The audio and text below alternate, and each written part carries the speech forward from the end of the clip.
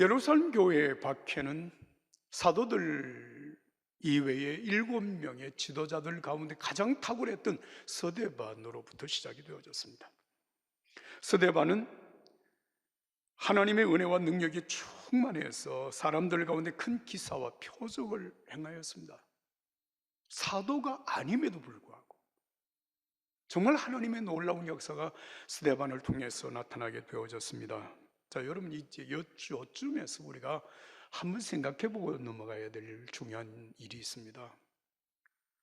자, 이때 스데반과 그리고 예루살렘 교회에서 가장 적대적인 감정을 가지고 있는 사람이라면 어떤 사람들이라고 생각이 됩니까? 누가 교회에 대해서 가장 큰 반감을 일으키고 있었을까요? 사도행전 6장 9절의 말씀을 보면 이른바 자유민들, 구레네 사람, 알렉산드리아 사람, 길리기아와 아시아에서 온 사람들의 회당에서 일어난 사람들, 이렇게 표현을 했습니다. 이들이 스데반에 대하여서 분노하면서 백성과 장로와 서기관들을 선동해서 결국 스데반을 돌로 쳐서 죽입니다. 이게 첫 번째 기독교의 순교의 역사를 만들어낸 것입니다. 그런데 스데반을 돌로 쳐서 죽일 때 여러분, 정말 특별한 한 사람의 이름이 거명되기 시작합니다. 그가 바로 사울이라고 하는 청년입니다. 사울. 자, 여러분, 우리가 오늘 읽은 본문의 말씀 사도행전 8장 1절부터 3절까지의 말씀을 한 목소리로 읽어보겠습니다. 8장 1절부터 3절입니다. 사울은 그가 죽임당함을 마땅히 여기더라. 그날에 예루살렘에 있는 교회에 큰 박해가 있어 사도 외에는 다 유대와 사마리아 모든 땅으로 흩어지니라. 경건한 사람들이 스데반을 장사하고 위하여 크게 울더라. 사울이 교회를 잔멸할새 각 집에 들어가 남녀를 끌어다가 옥에 넘기니라. 혜성같이 나타난 한 젊은이, 교회를 박해하는 일에 전면에 나서서 교회 박해를 진두지휘하고 있는 듯한 이 사람 사울. 이 사람의 행위가 얼마나 더 잔인하게 진행이 되는가 하면 사도행전 9장 1절과 2절 말씀에는 이렇게 기록을 하고 있습니다. 한편 사울은 여전히 주의 제자들을 위협하며 그들을 죽일 기세로 대제사장에게 나가 다메섹의 여러 회당들에 써보낼 공문을 요청했습니다. 거기서 그 도를 따르는 사람을 만나기만 하면 남자와 여자를 가리지 않고 잡아다가 예루살렘으로 끌어오기 위해서입니다. 사울. 여러분, 훗날에 사울이 자기 자신에 대한 이력을 간단하게 소개한 말씀이 빌립보 3장 5절과 6절 말씀에 이렇게 기록이 되어 있습니다.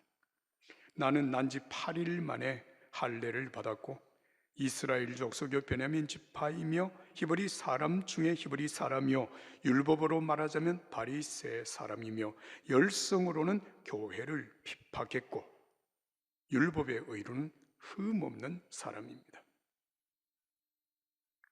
자, 여러분, 사울이라고 하는 사람이 자기를 소개한 이 내용에서 우리의 시선을 머물게 하는 중요한 문장이 있습니다. 열성으로는 교회를 핍박했고 율법의 의로는 흠이 없는 자. 자기 자신에 대한 소개입니다. 그러면 이 말이 무슨 말인가 하면 사울이라고 하는 청년이 교회를 박해하는 일에 앞장서서 이 일을 하는 것은 율법적으로 흠이 없는 의로운 사람으로서 하나님을 향한 열정의 표현으로 교회를 박해했다는 것입니다. 그리고 교회를 박해할 수 있는 대제사장의 공문까지 받았기 때문에 박해할 수 있는 법적인 근거까지 확보를 하였기 때문에 사울의 이 교회 박해를 누구도 말릴 사람이 없습니다. 그침없이 하는 것입니다.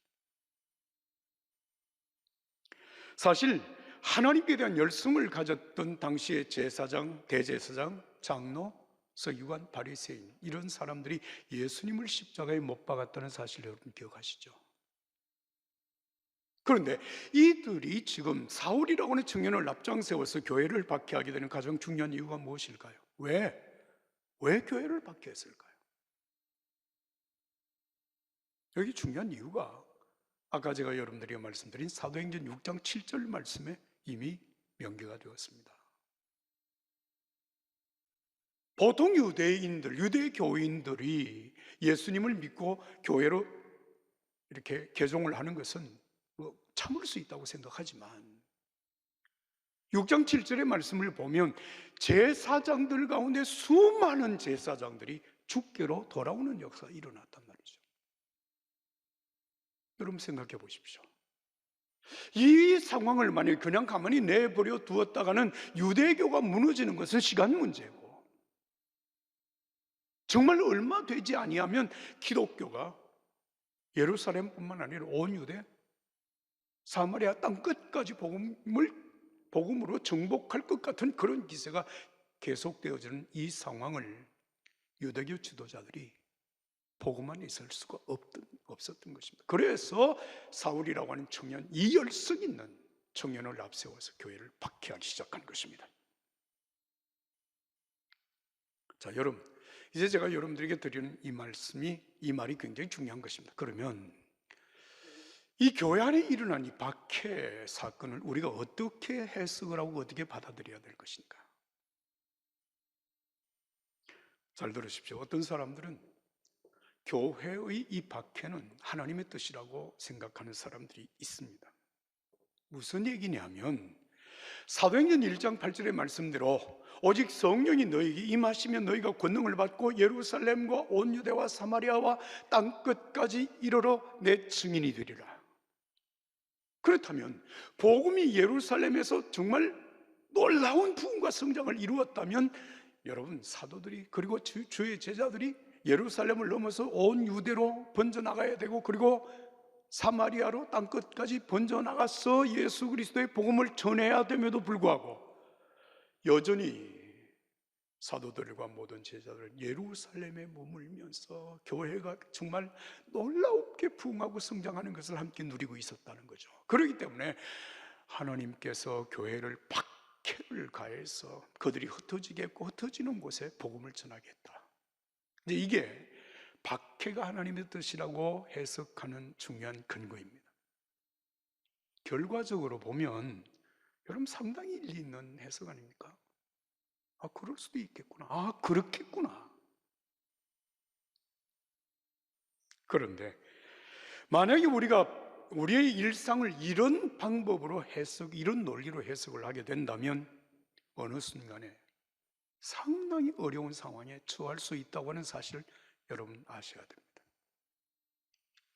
여러분, 우리가 당하는 모든 고난이 하나님의 뜻입니다. 하나님께서 우리에게 허락하신 것입니다라고 얘기를 하게 될 때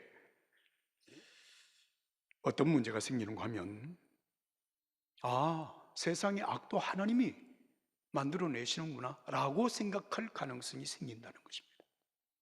자, 여러분, 한 가지, 요즘 우리는 대한민국뿐만 아니라 전 세계가 코로나19로 말미암아 고통을 당하고 있다고 하는 사실을 우리는 다 함께 지금 당하고 있는 것이잖아요. 그런데 지금 우리 사회에 정말 엄청난 범죄가 지금 노출된 것이 있습니다. 그게 뭡니까? N번방이라고 하는 겁니다. N번방. 들어보셨나요? 자, 모든 악도 하나님이 허락하신다, 하나님이 되게 하신다고 만약에 그렇게 가정을 한다면 맞을까요? 아니요. N번방의 사건은 왜 생겼느냐?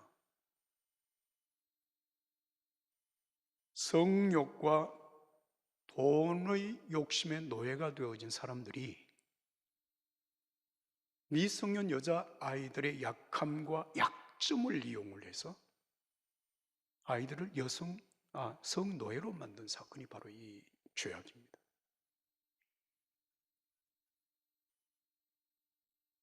그 일에 가담한 사람이 누구냐라고 하는 것을 떠나서 여러분 한번 생각을 해보십시오. 그들이 엔조이를 하고 있는 동안에 그 착취를 당하고 있는 성노예가 되어진 여자아이들이 겪을 인생의 고통이 얼마나 클까를 생각하고 있을까요? 성적인 상처를 입은 이 사람들은 어쩌면 평생 이 문제 때문에 인생의 고통을 겪어야 하고 비참한 인생을 살아갈 수도 있는 겁니다. 어떤 사람은 그 일로 말미암아 즐거움을 쾌락을 느끼면서 살아갈 수 있을지 몰라도 그 일로 말미암아 여러분 어떤 사람은 평생토록 고통을 겪으며 살아야 된다고 하는 이 사실을 생각하면 여러분 분노가 일어나지 않습니까? 이거 하나님이 하시는 겁니까? 그렇다면 우리가 하나님께 분노해야 되는 일입니까?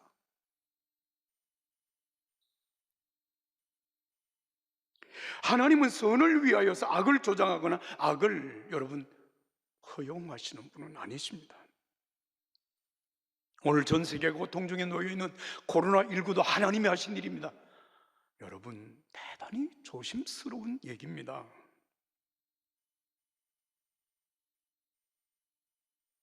선하신 하나님을 잔인한 하나님으로 우리가 그렇게 만들어 갈 수는 없습니다. 그렇다면 이 상황을 어떻게 받아들여야 할까요? 바퀴를 펴여 사마리아로 피신해 간 빌립을 비롯한 예수님의 제자, 예루살렘의 제자들, 그들은 누구도 이렇게 하는 것이 하나님의 뜻입니다 라고 생각한 사람은 아무도 없었습니다. 그들 중에 누구도 하나님 왜 우리를 여기까지 몰아내셨습니까? 우리가 뭘 잘못해서 오늘 우리들에게 이런 고통을 주십니까? 라고 반문하거나 하나님께 항의하는 사람은 아무도 없었습니다. 그들은 삶의 거처인 예루살렘에서, 예루살렘 교회에서 쫓겨나서 지금 사마리아 땅으로 흩어진 이 사람들이 그 고통의 땅에서 하나님 앞에 질문하는 것은 왜가 아니라 어떻게 해요? 무엇을 할까요? 내가 이 고통의 땅에서 어떻게 살아야 할까요? 이 고통의 땅에서 내가 무엇을 해야 될까요? 내가 어떻게 변화되어져야 될까요? 하나님 앞에 그렇게 묻고 기도할 때 성령께서 그들에게 말씀하신 내용은 이런 것입니다.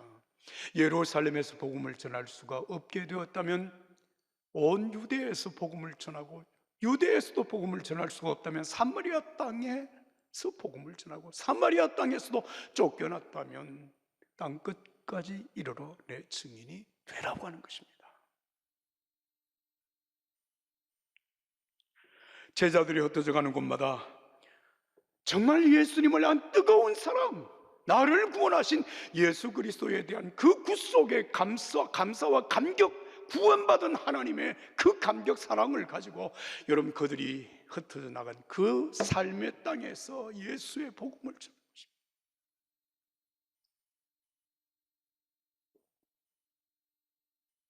여러분 그들의 헌신으로 말미암아 오늘 제가 있고 여러분들이 있고 종교교회가 있고 우리의 미래가 있음을 믿으시면 아멘 하십시다.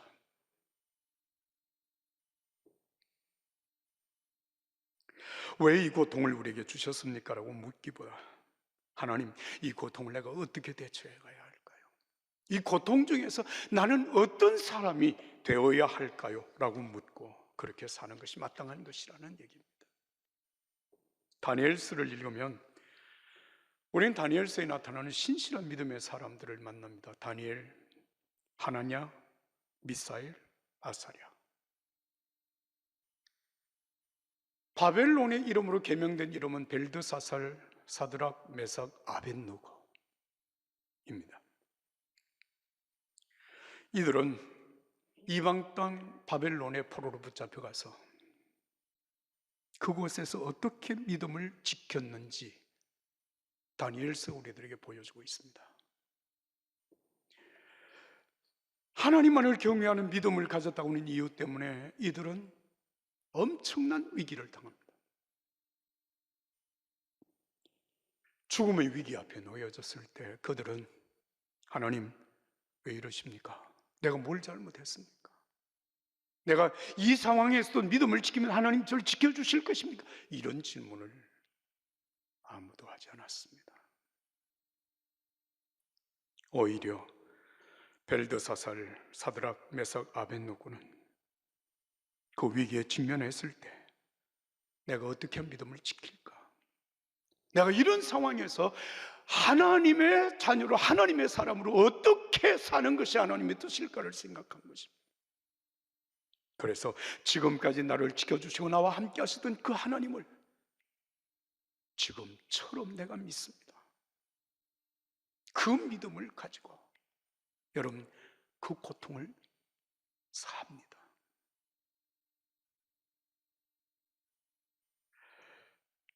지금까지 나와 함께 하신 그 하나님, 지금도 나와 함께 하시는 하나님을 믿음으로 그 고난을 사는데, 여러분 그들은 이렇게 말하지 않습니다. 하나님, 내가 이 가운데서도 하나님을 잘 믿으면 지켜주실 거죠, 지켜주실 겁니까? 이런 질문을 하지 않습니다. 설령 내가 이 믿음을 지키다가 죽을지라도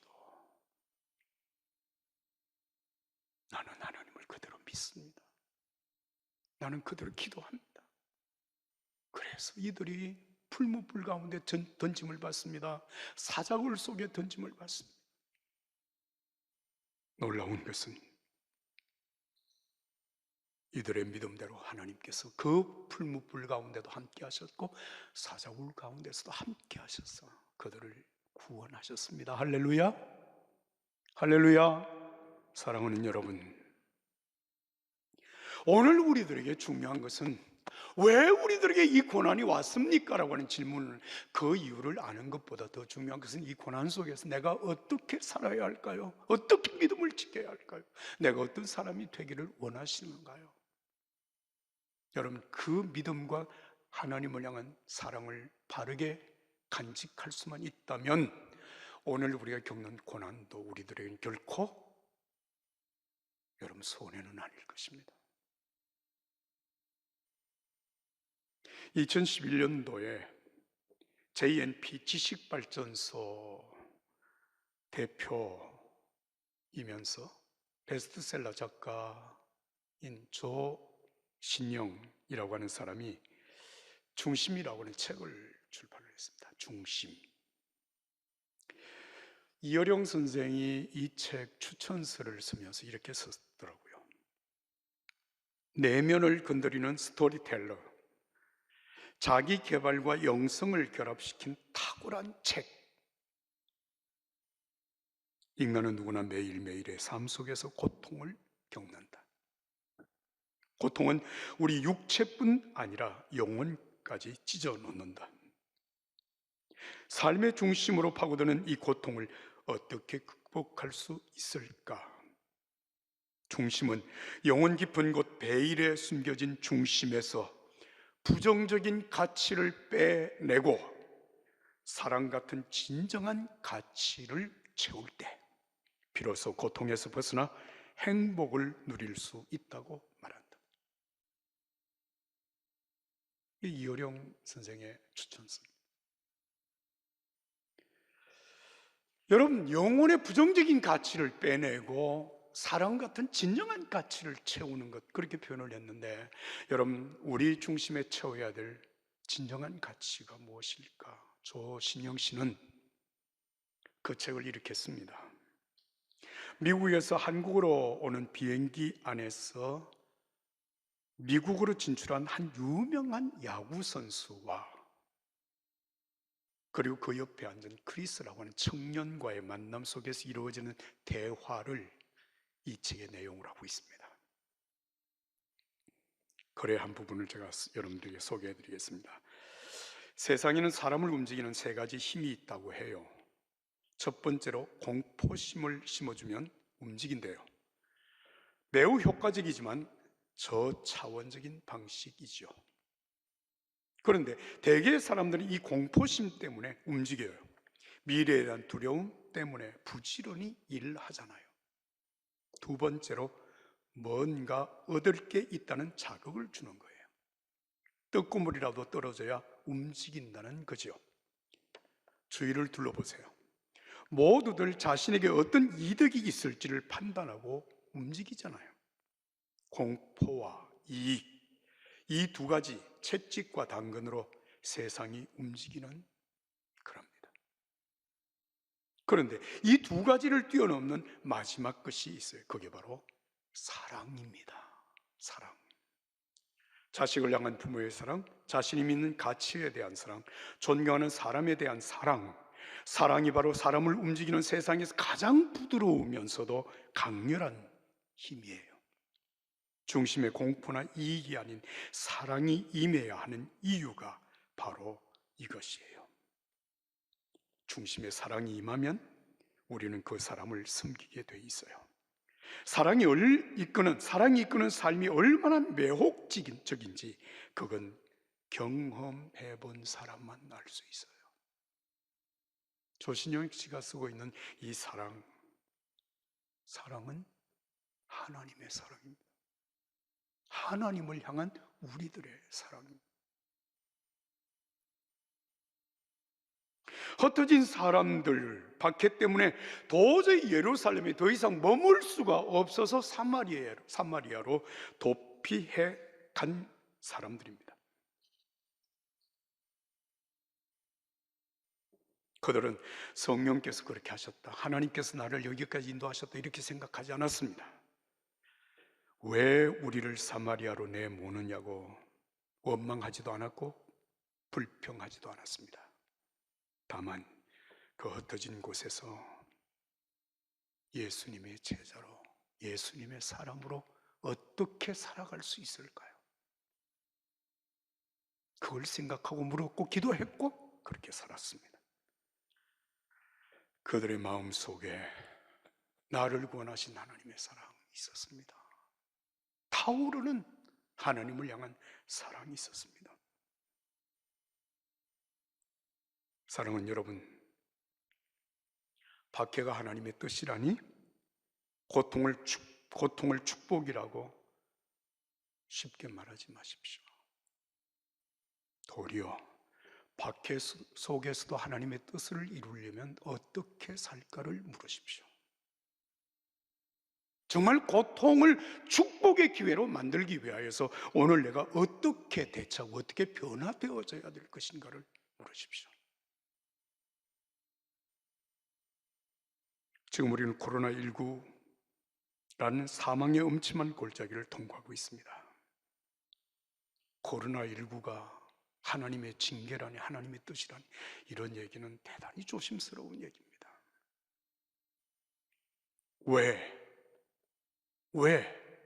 왜라고 묻지 말고 하나님 어떻게 할까요? 내가 무엇을 해야 할까요? 내가 어떻게 변화되어져야 할까요? 내가 어떻게 믿음을 지켜나갈까요? 하나님 앞에 진지하고 간절하게 물으십시다. 그래서 코로나19가 어느 순간에 반드시 끝날 것인데, 그날에 여러분 상처투성인 빈손 들고 여러분 그날을 맞이할 것이 아니라 정말 하나님의 사람으로 새로워진 모습으로 하나님이 허락하시는 새로운 삶을 힘있게 살아갈 수 있기를 바랍니다. 고통이 축복의 통로가 되었다라고 말할 수 있는 우리 모두가 되기를 예수님의 이름으로 축복합니다. 축복합니다. 생명의